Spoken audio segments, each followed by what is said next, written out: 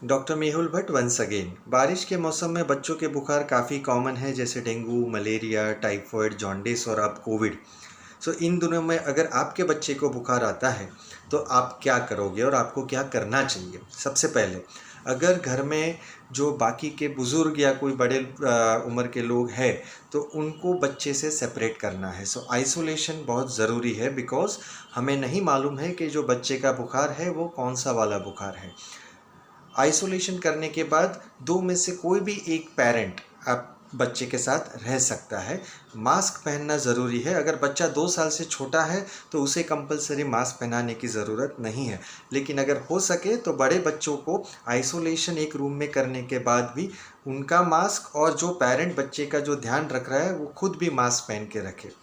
Ideally आपको Covid test करा के कंफर्म कर सकते हो कि बच्चे वाला जो बुखार है वो कोविड का है या नहीं है, क्योंकि इन दिनों में सबके मन में एक ही बुखार का डर है, वो है कोविड।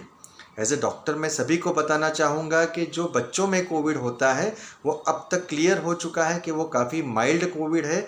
90 to 95% केसेस में बच्चे का कोविड माइल्ड होता है, ज़्यादा गोली देने की भी ज़रूरत नहीं पड़ती है।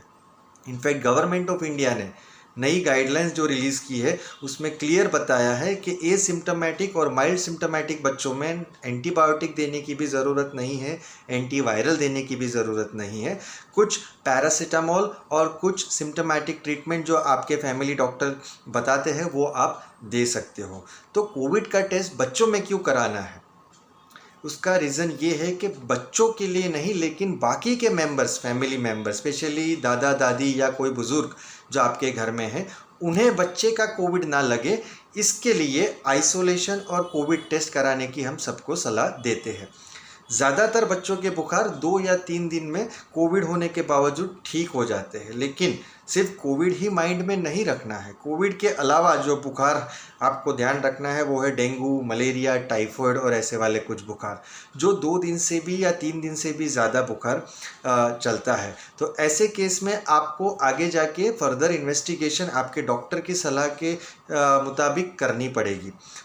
डेंजर साइंस मतलब माइंड में क्या रखना है आपको जब बच्चे को बुखार आता है? सबसे पहला कि अगर बुखार 2 या 3 दिन से ज़्यादा रहता है तो आपके डॉक्टर के सलाह के मुताबिक ब्लड टेस्ट आप करवा सकते हो, जिसमें डेंगू, मलेरिया, टाइफाइड के टेस्ट हो सकते हैं।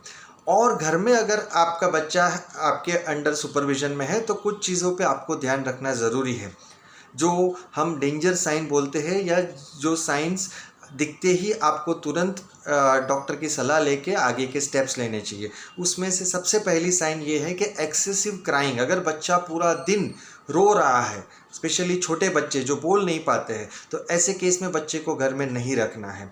बहुत ज़्यादा लूज मोशन या बहुत ज़्यादा वॉमिटिंग अगर बच्चे को होती है तो ऐसे केस में आप ओरल मेडिसिन नहीं दे पाओगे, तो ऐसे केस में भी शायद बच्चे को हॉस्पिटल में तुरंत लेकर जाना पड़ेगा, या तो उसके डॉक्टर को दिखाना ज़रूरी है। यूरिन आउटपुट कम हो जाना। अगर बच्चे का जो यूरिन का पूरे दिन का आउटपुट है वो कम हो जाता है तो वो भी एक अच्छी साइन नहीं है। अगर बच्चे के लिप्स या स्किन ब्लूइश दिखते हैं तो ये भी अच्छी साइन नहीं है। बच्चे का रेस्पिरेटरी रेट मतलब सांस लेने की जो स्पीड है वो हमें कई बार बहुत अच्छा आइडिया देती है कि बच्चे को अंदर से तकलीफ़ हो रही है कि नहीं हो रही है। याद रहे, जो पल्स ऑक्सीमीटर है ज़्यादातर 10 साल के नीचे वाले बच्चों में असर सही रीडिंग नहीं बताता, तो हम बड़ों का पल्स ऑक्सीमीटर बच्चों में, स्पेशली छोटे बच्चों में यूज़ नहीं कर सकते। तो ऐसे केस में आपको कैसे समझेगा कि बच्चे को सांस लेने में दिक्कत हो रही है या उसका ऑक्सीजन कम हो रहा है? एक तरीका है, वो है रेस्पिरेटरी रेट। जब बच्चा सोया हुआ है, जब रो नहीं रहा है या बोल नहीं रहा है, ऐसे स्टेट में आप अपना हाथ बच्चे के छाती पे या पेट पे रख के काउंट कीजिए 1 मिनट में बच्चा कितनी बार सांस ले रहा है। इससे आपको अंदाज़ा आ जाएगा कि बच्चे को सांस लेने में दिक्कत हो रही है या नहीं हो रही है। इसका जो वैल्यू है वो काफ़ी इजी है। जो छोटा बच्चा है, 2 महीने से कम उम्र का बच्चा है, वो 1 मिनट में 60 बार सांस लेता है, तो वो नॉर्मल है। 2 महीने से 12 महीने वाला जो बच्चा है वो 1 मिनट में 50 बार सांस लेता है, जो नॉर्मल है। 1 साल से 5 साल वाला बच्चा 1 मिनट में नॉर्मली 40 बार सांस लेता है, 5 या 10 ऊपर नीचे हो सकते हैं। और 5 साल से ऊपर वाला बच्चा 1 मिनट में 30 बार सांस लेता है। अगर आंकड़े इससे ज़्यादा आते हैं उसका मतलब है कि वो ज़ोर ज़ोर से फास्ट सांस ले रहा है और उसे सांस लेने में दिक्कत है। तो ऐसी कंडीशन में आपको तुरंत बच्चे को डॉक्टर के पास लेकर जाके आगे का इलाज करना है। लेकिन बाकी केस में सिर्फ बेसिक सिम्टोमेटिक ट्रीटमेंट पैरासीटामोल दे के बच्चे का बुखार ज़्यादातर केस में ठीक हो जाएगा। लेकिन एक चीज़ याद रहे, जो पैरासीटामोल है उसका डोज भी आपके डॉक्टर के ऊपर छोड़ दीजिए, खुद डिसीजन मत लीजिए कि कितना पैरासीटामोल देना है। याद रहे, ज़रूरत से कम पैरासीटामोल जाएगा तो बुखार नहीं उतरेगा, और ज़रूरत से ज़्यादा पैरासीटामोल अगर बच्चे को दे दिया तो उससे पेट की दिक्कत, उल्टी हो सकती है। जो पैरासीटामोल का डोज है वो बच्चे के वज़न के हिसाब से डिसाइड होता है।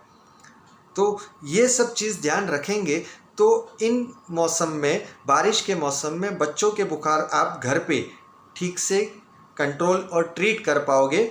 हाँ, लेकिन आपको ध्यान रखना है कि 2 या 3 दिन से ज़्यादा बुखार अगर होता है तो आपको आपके डॉक्टर के टच में रहना ज़रूरी है, और सिर्फ कोविड ही है ऐसा माइंड में नहीं रखना है। इनफैक्ट एज अ डॉक्टर मैं तो बताऊंगा कि कोविड अगर बच्चे में है तो कुछ डरने की बात नहीं है, सिर्फ पैरासीटामोल से ज़्यादातर केस में ठीक हो जाएगा।